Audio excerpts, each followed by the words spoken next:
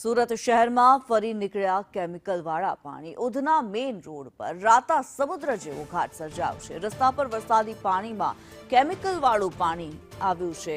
મિલોમાંથી drainage મારફતે આ કેમિકલવાળું પાણી છોડવામાં આવી રહ્યું છે, ત્યારે જાહેર રોડ પર પાણી નીકળતા રાહદારીને રોગોનું જોખમ રહેલું છે. અગાઉ પણ આ જ પ્રમાણે કેમિકલયુક્ત પાણી છોડવામાં આવ્યું હતું. સુરત મનપા અને જીપીસીબી તંત્ર ઘોર નિંદ્રામાં હોય તેવું જણાઈ રહ્યું છે.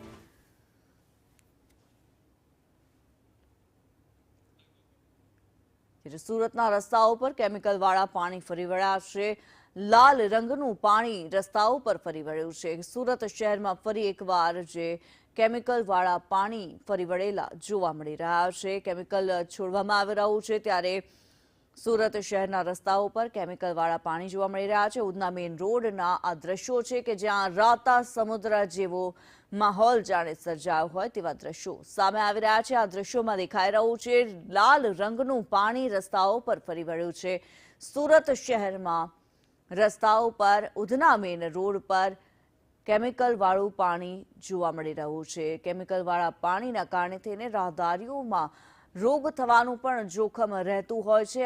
અગાઉ પણ આ પ્રકારની ઘટના સામે આવી હતી, ત્યારે ફરી એકવાર જ્યારે વરસાદી માહોલ છે તેની વચ્ચે કેમિકલવાળું પાણી રોડ પર ફરી વળતા તંત્ર અને જીપીસીબીની કામગીરી સામે સવાલ ઉઠી રહ્યા છે. મિલોમાંથી ડ્રેનેજ મારફતે જ્યારે કેમિકલવાળું પાણી છોડવામાં આવી રહ્યું છે, આ પાણી વરસાદી પાણી સાથે ભળીને રસ્તા પર ફરી વળ્યું છોડવામાં આવી રહ્યું છે. અત્યારે વરસાદ પણ છે અને વરસાદી પાણીની અંદર જે ગટર બેક મારતી હોય છે, આ ગટરના પાણી છે તે લાલ કલરના દેખાઈ રહ્યા છે.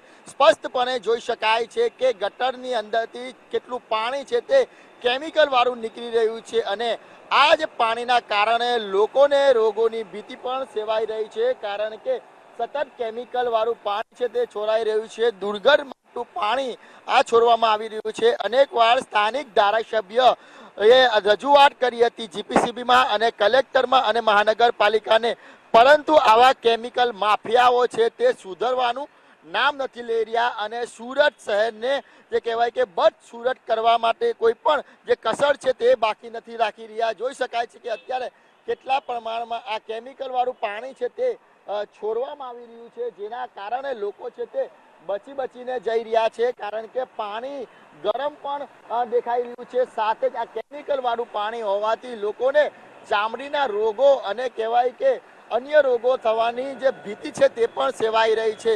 અનેકવાર તંત્રને રજૂઆત, અનેકવાર તંત્ર કાર્યવાહીના નામે જે કામગીરી કરતી હોય, માત્ર ને માત્ર કાગળ પર થતી હોય એ પ્રમાણેના દ્રશ્ય છે તે અત્યારે સામે આવી રહ્યા છે. સુરત ઉધના વિસ્તારના દ્રશ્ય છે, જ્યાં ગાડી આખા રોડની ઉપર કેમિકલ વાળું પાણી છે તે ફરી વળ્યું છે. લોકો છે તે આ કેમિકલ વાળા પાણીથી બચીને જઈ રહ્યા છે. એટલે સુરત શહેરમાં ફરી એકવાર આ કેમિકલ માફિયાઓના પાપના કારણે સુરતી વાસીઓએ ભોગવવાનો વારો આવી રહ્યો છે અને આ કેમિકલ માફિયા છે તે સતત આ વરસાદી પાણીની આડની અંદર ગટરના મારફતે આ કેમિકલ વાળું પાણી બેફામ રીતે છોડી રહ્યા છે.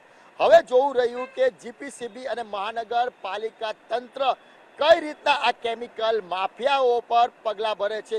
ઉધના વિસ્તારની અંદર વાત કરીએ તો મોટા પ્રમાણમાં તપેલા ડાઈંગ આવેલી છે. આ તપેલા ડાઈંગમાંથી જ કેમિકલ વાળું પાણી છોડાતું હોવાનું જે કહેવાય કે વાત છે તે સામે આવી રહી છે. કેમેરા પર્સન ભૂષણ ચૌધરી સાથે મનીષ પરમાર, સંદેશ ન્યૂઝ, સુરત.